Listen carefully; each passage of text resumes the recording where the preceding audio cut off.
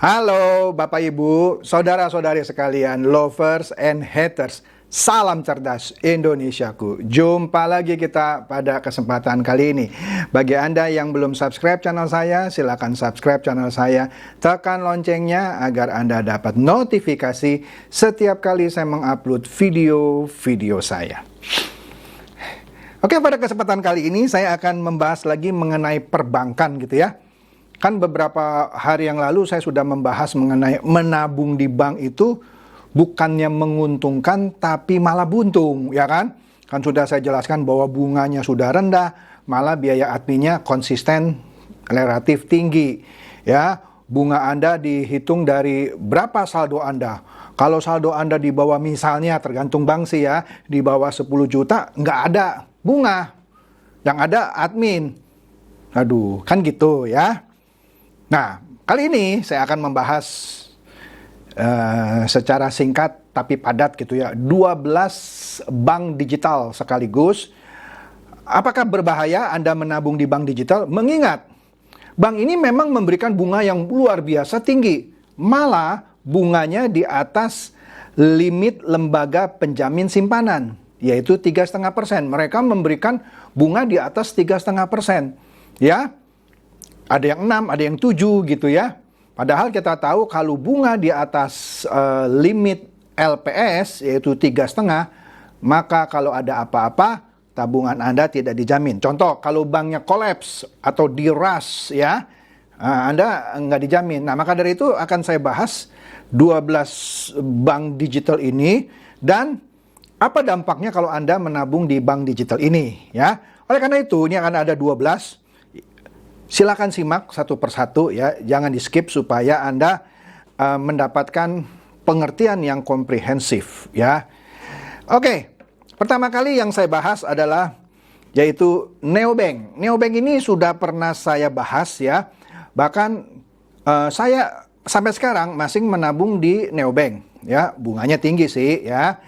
Ya, saya pernah review, bahkan saya kasih waktu itu saya punya kode referensi. Anda lihat di sinilah videonya ya.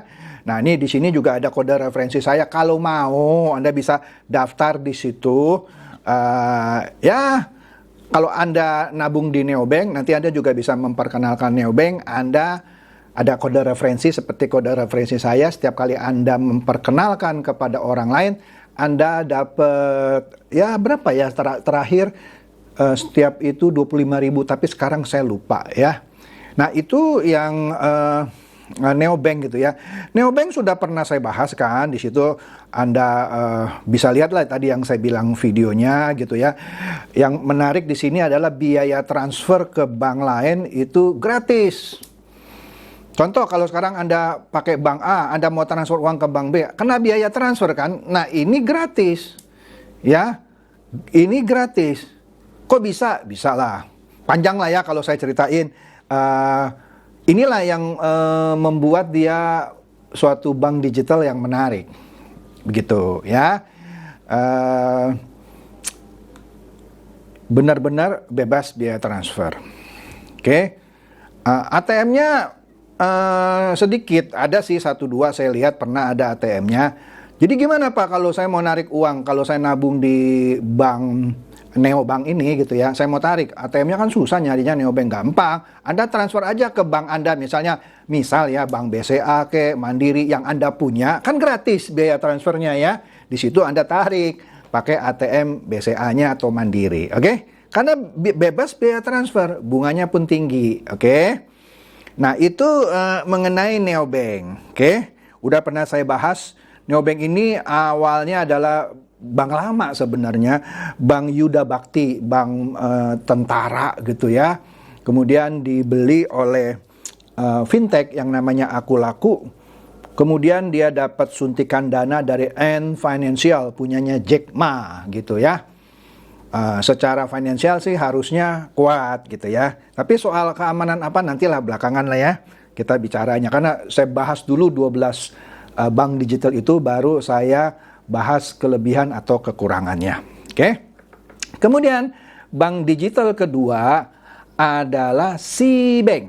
Nah, SeaBank ini kalau catatan saya adalah kerjasama antara Shopee dengan Bank Kesejahteraan Ekonomi. Dia membentuk SeaBank.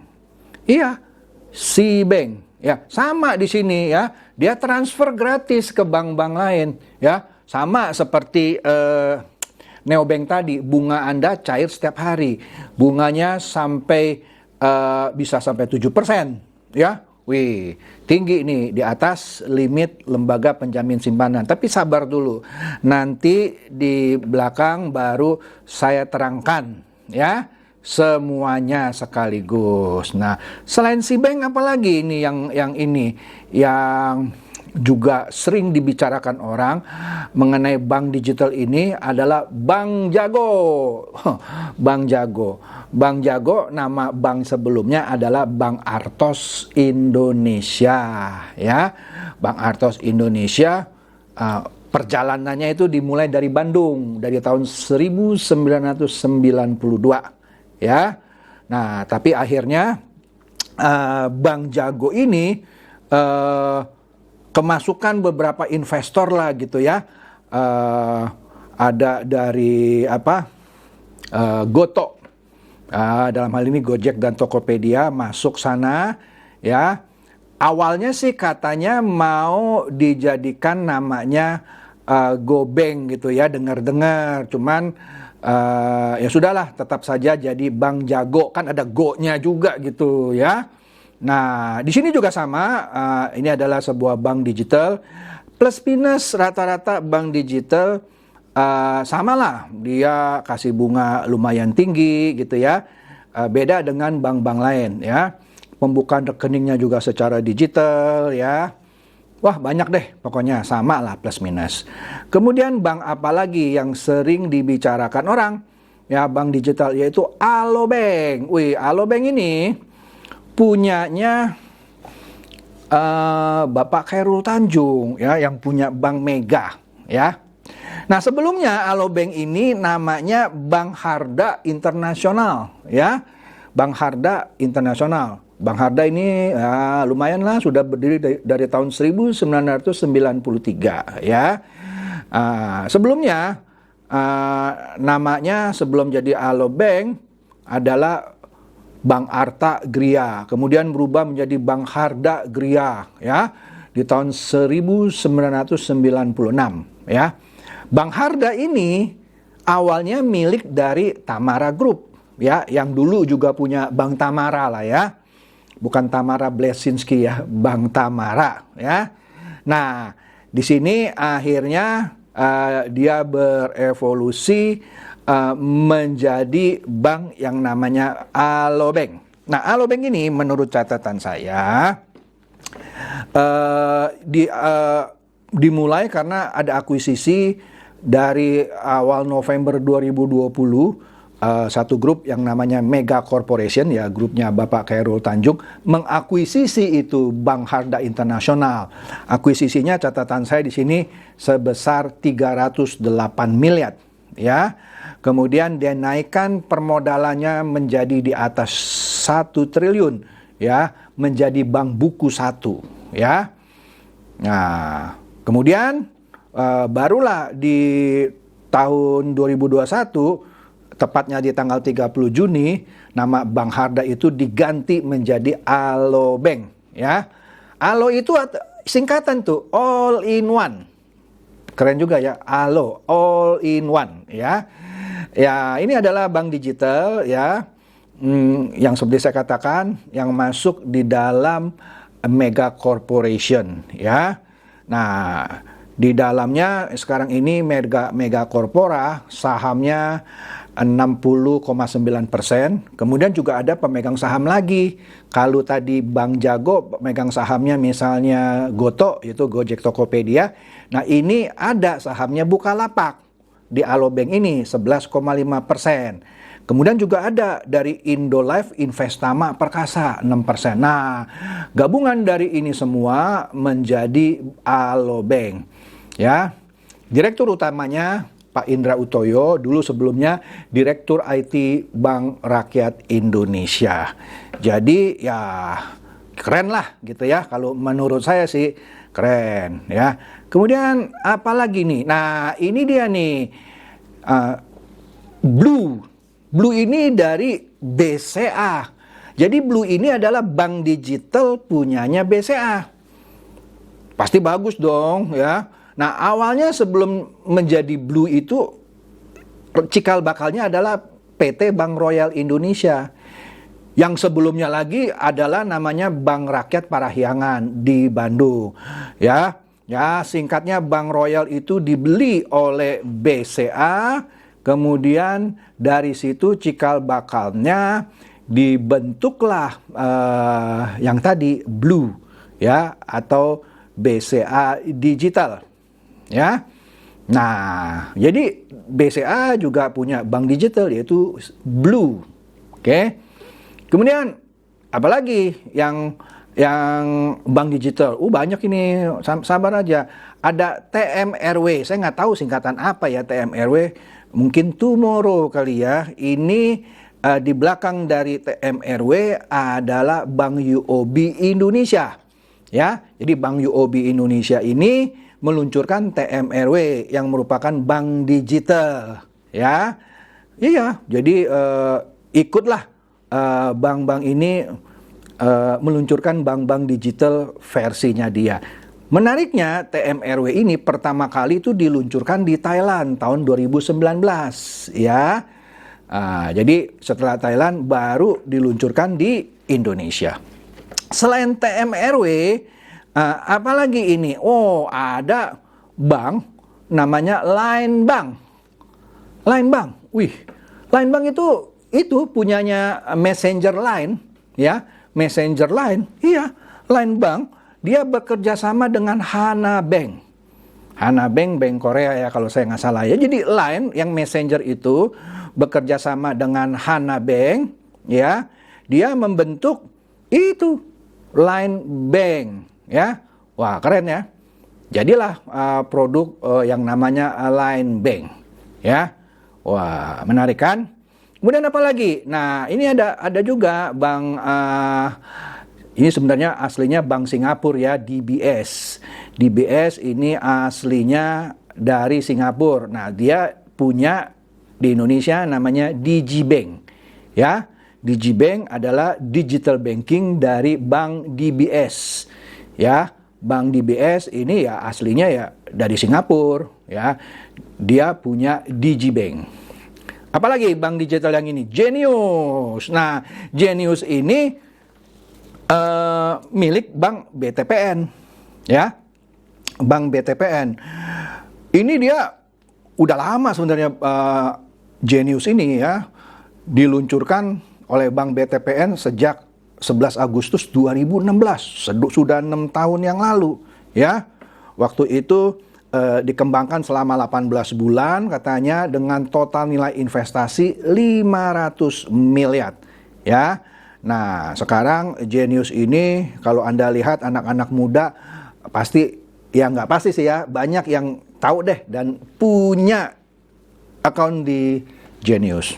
Kemudian ternyata ada bank besar juga, yaitu Bank BUMN, ya, yang juga ikut masuk ke bank digital, yaitu Bank Rakyat Indonesia. Dia punya namanya Bank Raya Indonesia, singkatannya BRI juga gitu ya. Bank Raya Indonesia ini anak usaha BRI, ya. Ya, intinya dia bank digital tapi bergerak di bidang perbankan mikro. Ya, wah, jadi BUMN pun punya ini bank digital. Menarik kan bisnis bank digital ini? Kemudian Danamon juga nggak mau kalah di sini. Danamon dia punya yang namanya D-Bank, kemudian bank. D-nya itu ya sudah tahu pastilah Danamon. Dan juga bisa sekaligus artinya selain Danamon bisa artinya D itu digital, ya. Nah, D-Bank ini adalah bank digital versi Bank Danamon, ya. Kemudian yang terakhir, ini adalah dari Bank KB Bukopin, ya. Apa ini yang terakhir? Namanya Woke. Woke ini adalah ya tadi dari KB Bank, yaitu Kokmin Bank dan Bukopin, ya. Dia membangun layanan perbankan digital yang namanya Woke, ya. Woke, ya. Ya, kira-kira sama lah ya, memberikan fasilitas-fasilitas yang wah gitu ya. Seperti halnya bank digital lainnya. Oke, itu sekilas mengenai 12 bank digital yang ada di Indonesia. Mungkin sebentar lagi juga akan bermunculan lagi bank-bank digital lain yang memberikan bunga yang besar, ya, yang mengatasi masalah yang seperti saya sudah bahas, yaitu bunganya kecil, biaya adminnya tetap konsisten segitu. Nah, beberapa dari bank digital ini ada yang membebaskan biaya bulanan loh. Kalau yang lain-lain kan ada biaya bulanan, misalnya 15.000, 17.000, ini bebas biaya bulanan, bebas biaya transfer, bunga tinggi. Siapa yang nggak tertarik? Tertarik dong, tetapi, nah ini yang saya mau bahas. Tanpa saya masuk satu persatu, walaupun tadi beberapa sudah saya sebut gitu ya. Ada yang bunganya 6%, ada yang bunganya 7%. Nah, satu persatu ya. Kalau bank itu memberikan bebas biaya transfer, saya kasih tahu rahasianya. Kok bisa? Bisa. Jadi begini, bank itu dia punya rekening di seluruh bank yang ada di Indonesia. Oke? Dia punya rekening di seluruh bank yang ada di Indonesia. Kemudian, di situ dia sudah taruh uangnya di rekening-rekening itu. Jadi misalkan, saya mau transfer, contoh ya, dari ke rekening teman saya yang di BCA dari satu bank digital. Nah, maka bank digital ini akan mengeluarkan uangnya yang ada di BCA, transfer ke rekening teman saya yang BCA. Kalau sesama BCA kan nggak bayar biaya kan? Nah, tapi dia harus punya rekening di BCA juga, sehingga bisa memberikan servis kepada saya bebas biaya. Itu sih sah-sah aja. Namanya usaha gitu ya, supaya memberikan kemudahan sesuatu yang murah. Itu semua bank digital bisa melakukan itu. Oke? Kemudian apa lagi? Bebas biaya. Semua bank digital boleh-boleh aja. Dia tidak mau pungut biaya. Padahal di bank-bank konvensional semuanya memungut biaya. Nah, karena biaya-biaya ini baik itu cuma 15.000, itu namanya fee based income. Oke? Oke lah 15.000 satu rekening. Kalau dia punya 1 juta nasabah, padahal ada bank yang punya puluhan juta ya. 1 juta nasabah aja. Anda kali aja 15.000 kali 1 juta. Berapa? Berapa itu? 15 M. Iya dong, 15.000 kali 1 juta. 15 M dia. Fee-nya aja sebulan dapat 15 M. Besar itu. Nah, bank-bank digital ini rela misalnya untuk tidak menarik 15.000. Karena dia mau memberikan servis supaya orang mau nabung dia. Sah-sah saja. Ya, namanya dia nggak untung besar gitu ya. Nggak menarik fee based income. Nah, yang terakhir.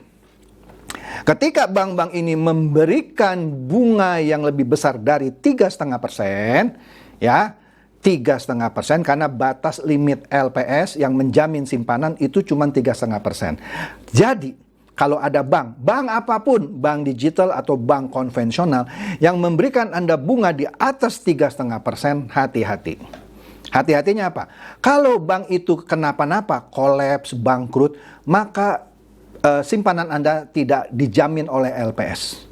Jadi dengan kata lain bukan hanya bank digital saja yang bisa memberikan bunga 3,5%. Ada bank-bank yang saya tahu, bank swasta yang lain lah. Nggak usah disebut lah ya namanya. Untuk menarik ini dana besar, oke lah saya kasih 4% gitu ya. Nah, hati-hati kalau Anda lewat dari 3,5%, kalau bank itu kolaps, uang Anda tidak dijamin oleh lembaga penjamin simpanan. Nah, kemudian lembaga penjamin simpanan juga memberi limit yang dijamin itu maksimum 2 miliar. Contoh begini, Anda punya uang 4 miliar, Anda taruh di satu bank, bank A misalnya, yang bunganya cuma 2% atau bahkan cuma 1% dah, gitu ya. Tapi Anda taruh 4 miliar, bank itu kenapa-napa, maka Anda cuma diganti 2 miliar, karena maksimum 2 miliar. Makanya kalau Anda punya uang 4 miliar, Anda buka 2 rekening, 2 miliar di bank yang berbeda. Oke? Maka Anda tetap diganti selama bank itu memberikan bunga di bawah 3,5%. Jadi kalau ada bank yang mempromosikan di atas 3,5%, menurut saya juga masih wajar karena bank ini mau menarik nasabah sebanyak-banyaknya. Tetapi Anda harus hati-hati juga. Oke? Anda boleh tanya lah banknya, kalau ini yang dijamin kan cuma 3,5. Jadi gimana? Anda tanya dulu. Kalau bank bilang itu, oh tenang, aman. Ya enggak lah. Karena maksimum yang dijamin cuma 3,5%. Jadi pilihan di tangan Anda. Kalau Anda mau bunga besar, tapi ada resiko, silakan tabrak. Tapi kalau kenapa-napa ya silakan tanggung sendiri gitu ya. Jadi kira-kira itu saja untung dan ruginya menyimpan uang di bank digital. Oke? Semoga ini mencerdaskan dan mencerahkan Anda semua. Silakan share video saya ini kepada teman-teman, sahabat, atau kerabat supaya mereka tambah cerdas dan tercerahkan. Seperti biasa, terima kasih.